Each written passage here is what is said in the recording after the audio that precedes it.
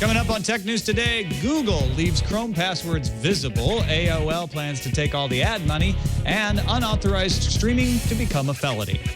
Yep, all that and more coming up. Netcasts you love. From people you trust. This is Twit. Bandwidth for Tech News Today is provided by CacheFly at CACHEFLY.com.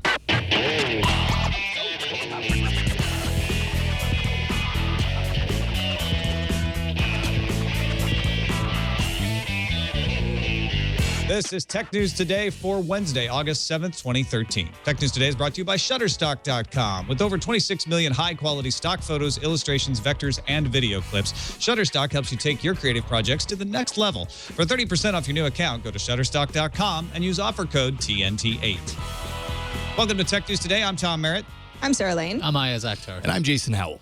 And this is the show. We try to keep you up to date on the most important stories in the tech world, put them in some context for you, starting with the top 10 stories of the day in the news fuse.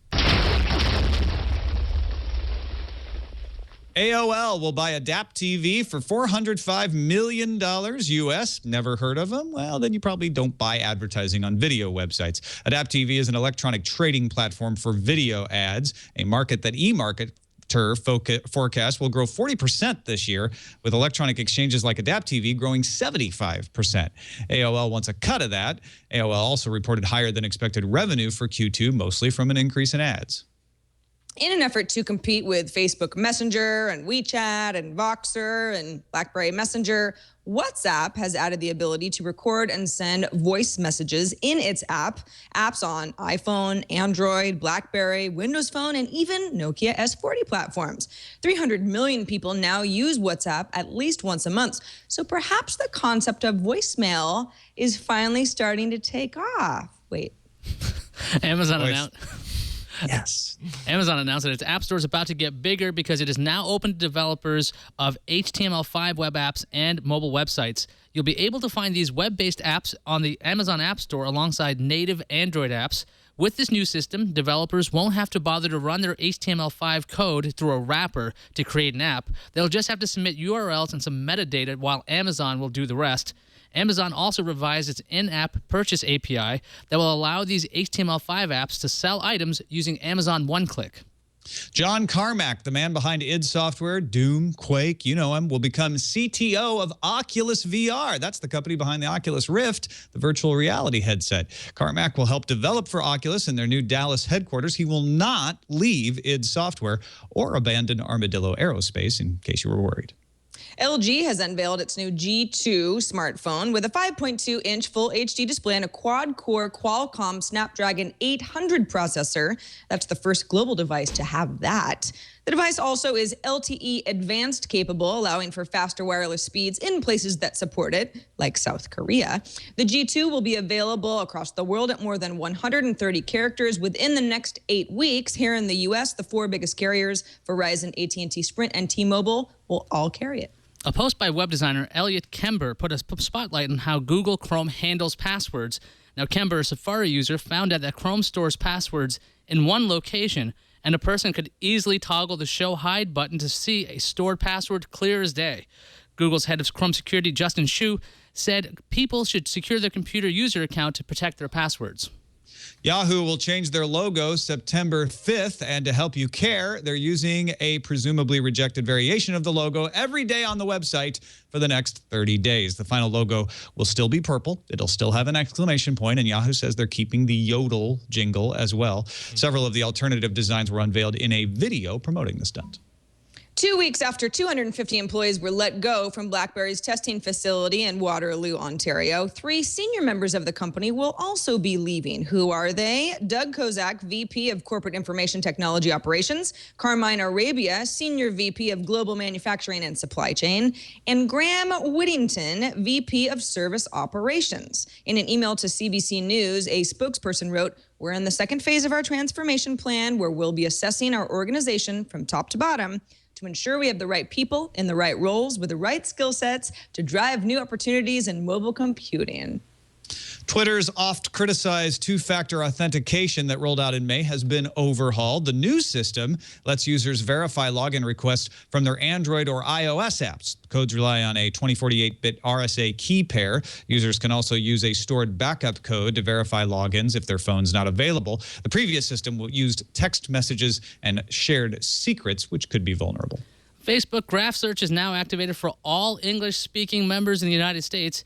If you forgot what Graph Search is, it's Facebook's search that allows you to find Facebook friends and content with natural language. If that's not exciting enough for you, Facebook also revamped the news feed, so now they are ranked. You might see older stories float to the top thanks to Facebook's new algorithms that bases the popularity on likes and comments. I am doubly Facebook excited now. Thank you, Facebook.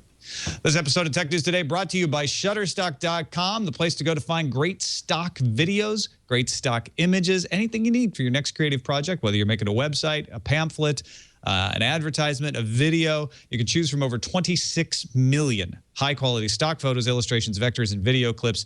And a lot of the contributors to Shutterstock are pros. They're pro photographers, they're pro artists.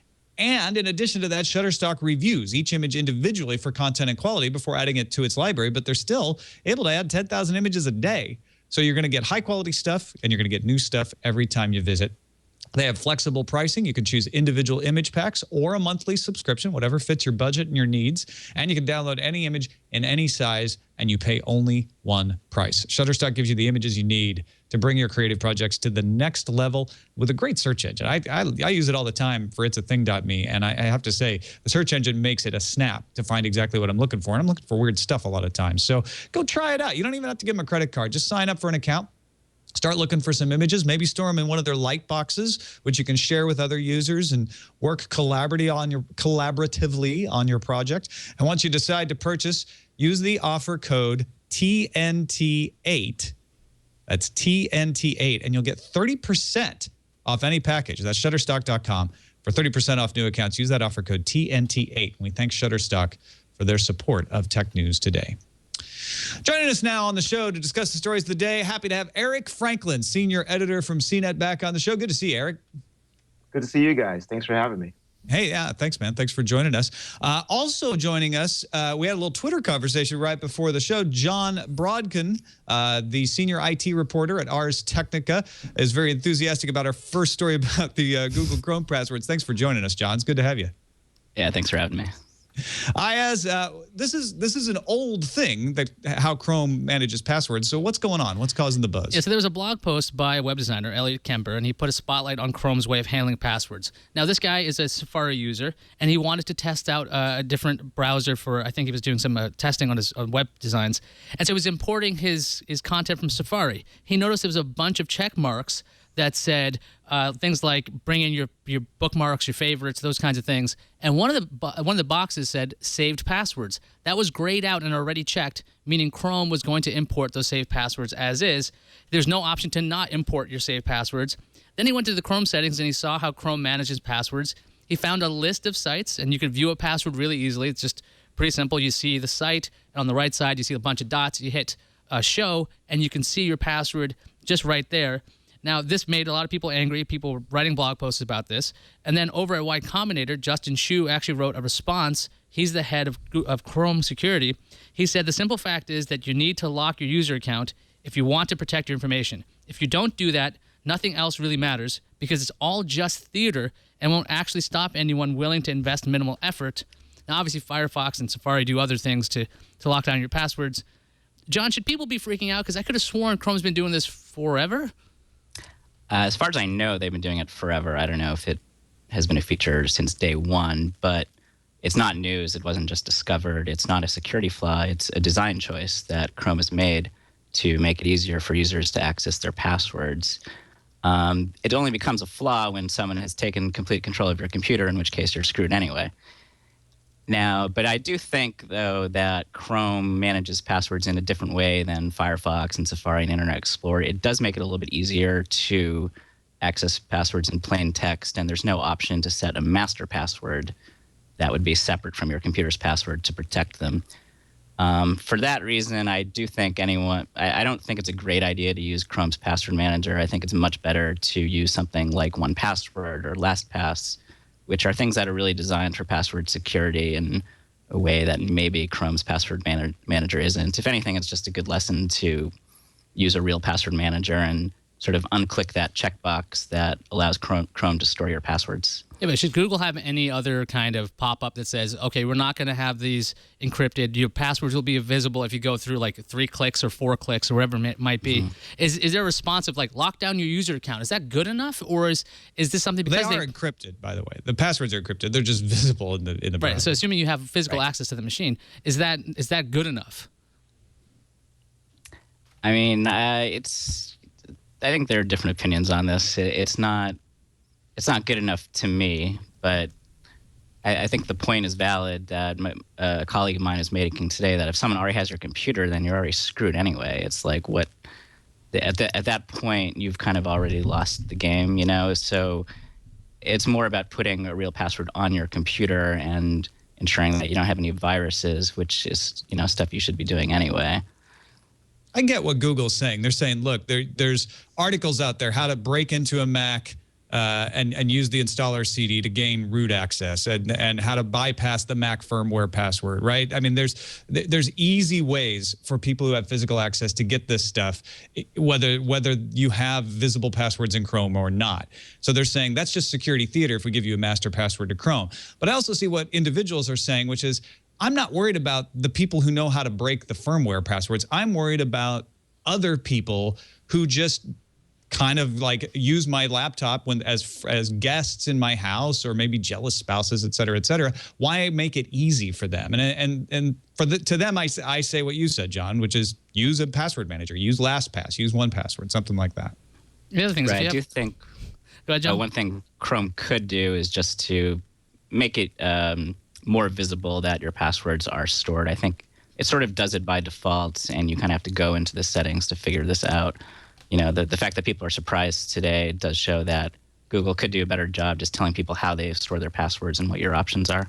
The thing is, if you're using LastPass or something, it's your own machine, and you're already logged in, because I know I'm logged in right now. So if somebody grabs my machine, they can probably get into my LastPass with a couple of clicks. So I don't know, unless somebody's actually actively, you know, shutting down their machines and things like that, if that's going to bring security.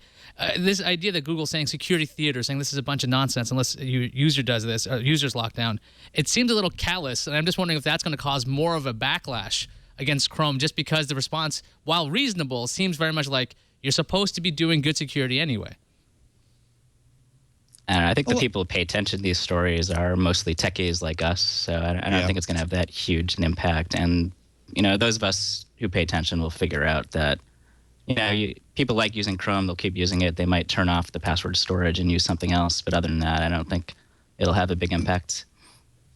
Yeah, and you're right about LastPass if they grab it right away after you last put in the master password. But at least it does default out after a while and say, hey, you need to put in master password. And if you've got user account protection on, once it goes to sleep, you have to put a password in to get it back on. So you're taking it into your own hands. But it's a point well taken. If somebody's clever enough, they can get those passwords anyway if they have physical access to the machine. I think that's Google's point here. John Brodkin, thank you so much for joining us. Good to have you, even just for the one segment. And we'll look forward to having you. We're having you back in September, right, for the whole show? Yep, that's right. All right, man. ArsTechnica.com to follow the works of Mr. Brodkin. Thank you again. All right, thanks a lot. All right, cheers. Eric, I'm sorry we didn't get to you in that discussion, but hopefully you got some stuff to say about AOL. I have plenty to say about AOL. Is that still a company? It's actually doing pretty well, right, Sarah? Really? Yeah, I mean, not only is it a company, but they just had their second quarter earnings that came in not very much, but slightly above some analyst estimates. $541 million in revenue on about 35 cents earnings per share. What was kind of interesting that came out of all of this news is that AOL also announced that they are buying the web video company Adapt TV. So that's ADAP.TV, as Tom mentioned, for $405 million in cash and stock. It's about $350 million in cash. So the rest is stock. Company started in Israel. Seems to be quite a trend these days, although it is now based in Silicon Valley. And the idea is that it is software, automated software, to match video ad buyers with video sellers. So This is, it wouldn't be like the Twit model, but it'd be closer to sort of a YouTube model where the particular ads that are relevant go get matched with the right videos. Last year, CEO of AOL, Tim Armstrong, said the company was really going all in on video. They were on pace to make $100 million in video revenue. They're pushing programmatic, as they call it, ad sales. This is where buyers use tech to buy up big chunks of inventory. And Adapt TV apparently is the company to help them do this. The more I hear about this, especially with some of the original content that AOL announced earlier this year, they've got their whole AOL on vertical. It's always hard for me to say, where they've got not only original series that you can only get through AOL on, but also aggregates content from around the web, CNET, Revision 3, I mean, places that you've certainly heard of before. I wonder what AOL has up their sleeve. They're obviously trying to expand their video efforts. I mean, do we think that with video ad automation that runs really well, AOL could be gunning for like a YouTube model with community uploaded content and partners like that? What do we think here? Eric, do you think I'm on the right pace?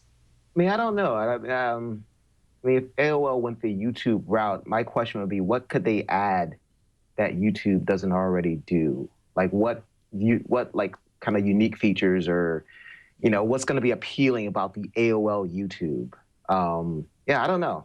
It's interesting. I think they might be gunning for the high end of YouTube, if that makes any sense at all. The sort of the video game high school maker studios, that level of YouTube. I don't see them starting a wide open community oriented video platform, for the casual videos, so-called cat videos that people make. I think that would be a wrong move. But coming at them from the other direction, saying, hey, we've got these really highly produced Hollywood-style shows that we're doing, and we want to kind of compete with Hulu, compete with Netflix maybe on that side, but also compete a little with the top-end young run and guns. Actually, now saying this now, I've talked myself into being, no, they're just going to go after Amazon and Hulu. I think that's what they're doing. Yeah, but AOL has a ton of web content, including videos like the Engadget show. Couldn't they just be using this technology to have better ads on their own programming? Well, certainly. Well, yeah, I mean, I think that's probably ideal. But at the same time, I don't think they have enough to justify buying a company for $405 million. Right. I mean, I think that this is all part of some sort of an expansion effort in video. AOL is, a media company, and they're putting a lot of emphasis into their programming. And, Tom, maybe you're right. Maybe it is kind of an Amazon Hulu competition, but I still think there's a lot of merit to trying to, pardon my use of the word merit, trying to replicate what seems to be very successful for YouTube. Not for all of YouTube partners, but some of the upper echelon of video quality and content that is on the YouTube platform has turned into something where people say, oh, this is great content, just like it would be anywhere else, and AOL just wants more of that. Yeah, I could see them opening up a new lane of content, pardon the use of the word lane, for that sort of video to get to people. And they kind of have an opportunity for that with TechCrunch, with Engadget, with Huffington Post, to encourage that community to maybe join in.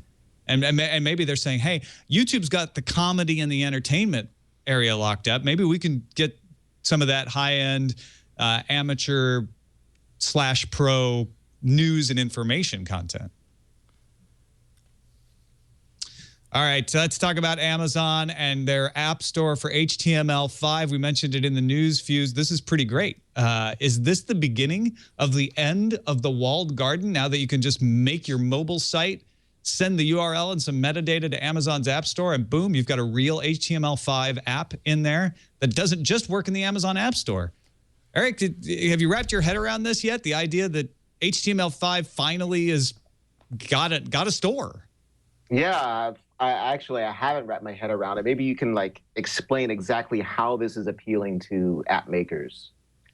Well, the idea with HTML5 is that I can just create a functional app that works on the web. But the problem up till now has been, like, say, for the Financial Times, they do a web app for their newspaper.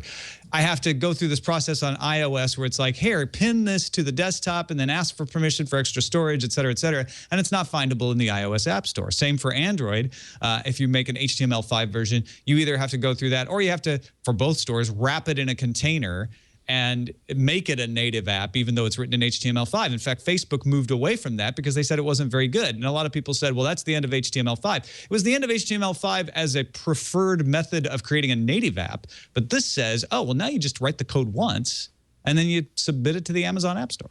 Yeah, I mean, it sounds cool. I mean, that's one of the problems or disadvantages of the Amazon App Store is that it does have that walled garden quality to it where, you know, there are tons of apps, but, you know, maybe specific apps aren't there. So maybe this will open it up to more apps, which would be great for them, especially with the rumored new Kindle Fires coming out soon. I think the big thing about this kind of move is the fact that you can find the applications a little easier. So instead of going around the web looking for web apps or mobile optimized websites that work really well on your device, in theory, if these sites are really good and they will work on a Fire very well, as if it was a native app, if it can look that good and it operates that well, it seems a lot easier to find these things as opposed to going and maybe potentially a developer building a not so great native app. If their web app is really great, there's really no reason to have to do it twice, and it might not work as well. So if in discovery, if Amazon can actually make this stuff easier and these applications on the web are getting more of a spotlight, it could lead to a lot more apps in that particular app store, and Amazon can tout that all they want. I think this is the beginning of the end. And I've always had a little of an uncomfortable relationship with the app stores. I love the breadth of choice. I love the cool things they do, but I've always said that it makes me uncomfortable when we have the World Wide Web as the platform upon which anybody can create anything, that it's weird to think, oh, well, if I buy or use this app on iOS and then I switch to Android, now I have to buy or download it again. I can't just go to the same source. This doesn't change that yet. Right now, these HTML5 apps are meant for Amazon's App Store, and you have to use Amazon's App Store. That's slightly cross-platform because it can be used on Android or an Amazon Kindle Fire, for instance. But I think it points the way to us saying, hey, maybe HTML5 should just be the App Store for everybody. In fact, Steve Jobs wanted that to be the case for the original iPhone. Remember, we didn't have an App Store when the iPhone launched, and he said, you can make apps on the web. The web will be your App Store. And then they had to change their mind about that because it wasn't ready yet. You have to fool people into thinking they are apps, though. It seems like for acceptance, right? If you're going to put HTML5 through Amazon's App Store and you have to say it's next to a native app, isn't it like, even though it's a walled garden, is it just like fooling people into believing, oh yeah, that's an app? Just wink, wink, nudge, nudge. Because when it was just mobile apps or mobile web apps, people were like, nah, I'm not doing that. I'm not going to make bookmarks. When it was just mobile web apps, I mean, an app that's just a term for, you know, running a program. I mean, that's a thing. I think that there are definitely people who might read something like this and be like, well, but I like apps. I want them to be categorized. I want my news apps and my music apps. And it's like, it's all the same thing. This is just something that's going to open it up to more talented people who can develop for an HTML5 based program. All right, speaking of talented people acquiring other talented people, Marissa Mayer made another move at Yahoo and stole an old Google pal of hers. Yes, Bernardo Hernandez is joining Yahoo as the new head of Flickr, which excites me, and I don't know why, but I feel like Flickr can only go up, right? I'm cheering for Flickr. Is that what it is for you? I'm like, come on, Flickr, you can come back. Totally. Yeah. I mean, earlier this year, we got some updates to Flickr. So far in 2013, users got free terabyte of storage. That's pretty awesome. A new design, which depending on who you are, you either love it or you hate it, but it's definitely different. Also updated Android and iOS apps, although still no native iPad app, which I think is very weird for a photo-based service. But you know, that's sort of another discussion. Hernandez formerly worked at Google. He worked with Marissa Mayer. He was most recently managing director of Zagat, and he ran integration with Zagat and a variety of Google services. He also ran marketing for global products at Google and for marketing for Google Maps and Google Earth, and founded a few Spanish companies previous to his work at Google. Idealista is one of them. It's a real estate focused company. And apparently he's replacing Brett Wayne. This is according to All Things D, who resigned in the last week, who helped lead the Flickr redesign. There's not really a story as to why he's leaving, whether the Flickr redesign has not been accepted well internally.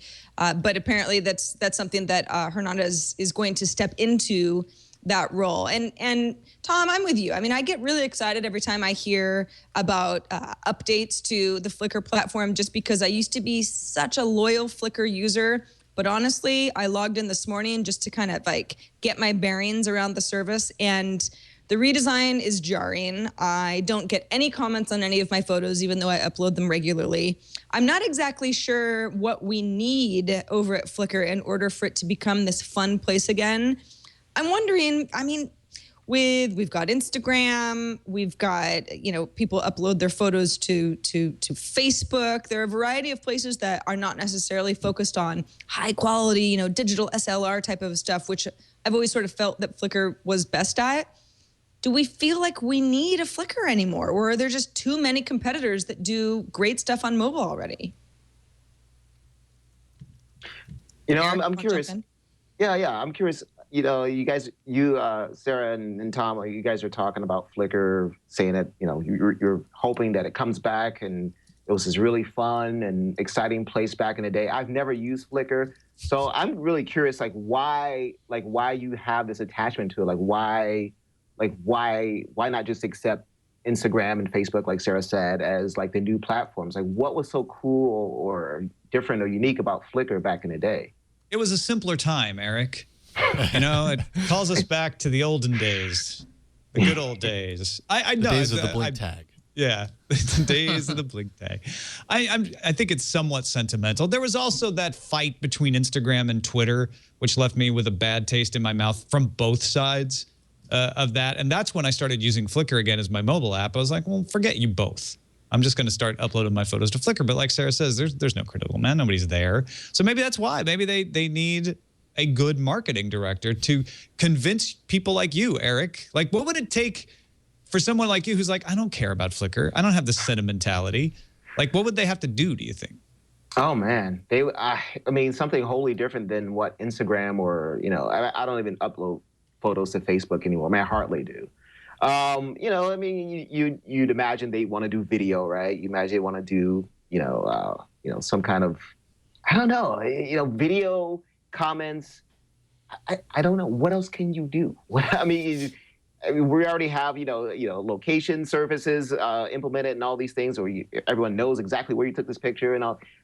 If I knew, maybe, Marissa and Myra would be hiring me to do this stuff. I have no idea. That's probably why Bernardo got the job, because the deal is he was the guy who integrated Zagat into Google, right? We've seen a lot of Zagat ratings in Google searches. We're seeing how they're scraping the data and putting it on maps. They did a really good job taking what was a really old brand and bringing it into Google to a way that people were using it, and actually it was visible anyway. Whether people were using it or not is a whole other question. So if this guy can figure out how to make Flickr interesting, maybe the way Google does that weird Google Drive Gmail integration, when you upload a photo, it goes into your Drive. If they can somehow work that with Flickr, maybe like a video messaging service, they can probably wrap that into there, because they already have video. It's like 15 seconds or so, or 30 seconds, I can't remember. I think this hire is really about trying to figure out how to get Flickr, which for the most part has been really by itself. Yahoo's owned it for years, but they don't really mess with it too often, apart from this major redesign. I think that if they can figure out how to integrate it into the more popular services like Yahoo Mail for the masses and Yahoo, the homepage, those things, I think that's the way this will become relevant to maybe not the nerdy crowd, but to the normal people that actually still use Yahoo. I mean, Flickr has always been, again, it's sort of it's really good for not just professional photographers, but enthusiasts who care about hey, what was the lens you used on that photo? I mean, they've got great stats that you can look at, not just, where somebody took a photo, but all of the settings on a particular camera. But even that, I feel is not really scalable. I mean, if you take photography seriously, you're probably already on Flickr or used to be. And the most popular camera that has taken pictures uploaded to Flickr for years now has been one variety of iPhone. So it's kind of what do they do without alienating people who really care about that stuff, but making it not just some enthusiast service that's that's just for people who have a lot of cameras, because that's kind of how I feel. I feel like those are the only people who have seemed to stick around on Flickr, and that's just not mainstream enough.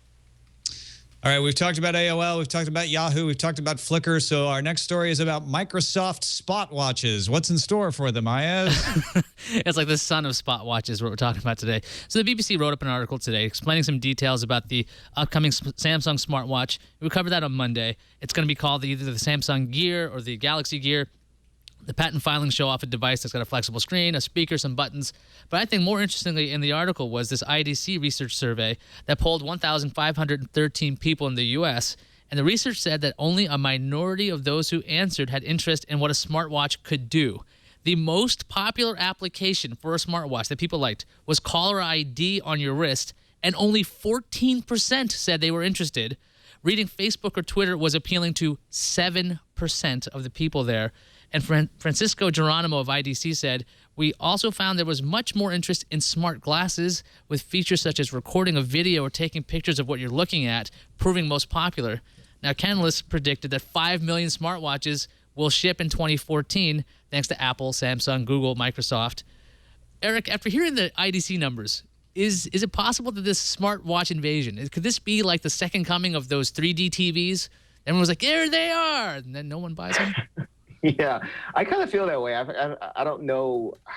Yeah, I mean, you say smartwatches. I'm kind of waiting for like smart contact lenses. You know, like smartwatches in a, you know, it's a little bit of a jump because it's not something you're carrying around in your hand like a tablet or a smartphone. So it's on your wrist, but it's not a significant enough jump. It's not taking me far enough into that future. It feels too, I don't know, Dick Tracy to me. You know, it's like that's kind of antiquated in my head, you know, maybe because I'm a Dick Tracy fan. I don't know. But, yeah, you know, it just, I think, like, to the report, I don't know what exactly a smartwatch, but a smaller screen than my iPhone and my Android phone can give me that, you know, my current device doesn't already provide me. I wonder if is this 3D TVs or tablets, and I don't know what the answer is. Because remember, tablets were a failure over and over and over again until the iPad came along. And so somebody needs to come up with that smartwatch that makes us all go, oh, okay, I thought smartwatches might be cool for this and that, but nobody ever did it in a way that compelled me to really pay attention. The Pebble sort of captured a little bit of that lightning in a bottle, because remember, Spot watches, I made the Spot watch joke, had kind of ruined the idea of smartwatches until the Pebble came around, and then people started to get interested in this again. But I'm still not seeing anybody change Eric and my opinion about, like, I'm still not sure what I would do with one. Now, I owned a Palm PDA watch. Okay, and I've had those Casio watches with all the data banks and all that stuff. I love the idea of having data on me that was wearable. And it seems like this generation of smartwatches is supposed to be this companion device to a smartphone. I thought the last time we saw a companion device to a smartphone was the Palm Folio. It didn't really exactly work out too well. So I don't know if people want this little extended device for your phone, because it used to be smartwatches would be their own ecosystem. You'd have your own apps that'd be built into there. Now being an accessory, though, I still don't know why you're going to shell a lot of money for that, because it just doesn't, like Eric was saying, it doesn't really seem to do anything that your phone doesn't offer. But then again, if you're wearing contact lenses with displays, how is that really different other than not keeping it here, right? You're just having it on your eyes. I'm at a loss for these new form factors. Well, the exercise element of it is clearly the way to go. I mean, my whole new wearable thing is a Fitbit, but I clip it on my clothes, and half the time I forget where it is. And it actually makes sense to have something that is on you that, you know, possibly would even be waterproof, and it's part of you, and it gives you data that a tablet won't give you, because you're not carrying your tablet on your person all day long, nor for many of us are you doing that with your smartphone. So I can see where there is a segment that a wearable device can get data that some other gadget can't currently get in a seamless way. And that's where I think that these shine. You know, I know a lot of people who have Pebble watches and say, whatever, it's not that great, because it's it tells time and it does stuff that requires you to, you know, still kind of use your phone. It's like a supplementary device. And so, yeah, maybe we haven't imagined all of the other things that a wearable gadget will give us that our, you know, smartphones won't. But I do think that the fitness element of it is really compelling, but again, that's only going to appeal to people who care a lot about exercise or people who are on diets that they won't stay on and so forth. It feels like the upshot of what we're saying here is wearable is appealing. The watch form factor, not sure about. I just want to get chipped like my dogs. Just like put a chip in me so I can just do NFC right there. I paid for something. I can get in my house. I'm fine with that. Just chip me. Injectables will be following That's up the after next wearables. Yeah. All right, let's finish up. This one comes right out of our Reddit. The story's been kicking around for a couple of days, but people are very excited about it today on our technewstoday.reddit.com. Last week, the Department of Commerce's Internet Policy Task Force released a report on digital copyright policy. Washington Post reported on it Monday, and it's been gaining attention ever since that report. The Commerce Department report recommends, quote, adopting the same range of penalties for criminal streaming of copyrighted works to the public as now exist for criminal reproduction and distribution. Since the most recent update to the criminal copyright provisions, streaming has become a significant, if not dominant, means for consumers to enjoy content online. In other words, they want to make it a felony to stream unauthorized copyright works online. The United States Register of Copyrights, Maria Palante, urged the same thing back in March. We talked about that on Tech News Today. Before we discuss this, I want to point out misdemeanors in the U.S. typically are crimes with a maximum 12-month sentence. So if you got caught streaming something unauthorized online, you could go to jail for 12 months around that. It can be longer in some states. There are things like trespassing, driving under the influence, vandalism, petty theft, indecent exposure, speeding. Felonies, you go to prison, and it's usually more than a year as your sentence. Those are things like assault, larceny, murder, rape, arson. Eric, if we change streaming to be a felony, you think the punishment fits the crime there? I don't. I'm pretty sure that this is, the administration is responding to pressure from, large media companies or people are streaming all our stuff without permission and, they shouldn't be able to do that. But, when I read this story, I thought about that story that came out, maybe a month ago or so. There's that EVO tournament, this big fighting game tournament every year. And they're planning to stream Super Smash Brothers, like the whole tournament of Super Smash Brothers. And at the last minute, Nintendo stepped in and was like, hey, you guys can't do that. We don't want you streaming our stuff without our permission. And so, there was a huge backlash. Everyone, on Twitter and stuff responded to Nintendo saying, what are you guys doing? This is free press for you guys. Stop being stupid. Don't listen to your lawyers. And Nintendo, made an about face and, they allowed these guys to stream the tournament. And it was the most popular stream that whole weekend. And, it was free press for them, free advertising for them. And people who had never thought about Super Smash Brothers in the way that, that these people, that, the experts play it, now are interested in Super Smash Brothers. So it feels this kind of, it's now a felony. And you're grouped in with people who've murdered people and possibly raped people. It seems ridiculous to me, and it seems like an overreaction to me, but it also seems very typical and myopic.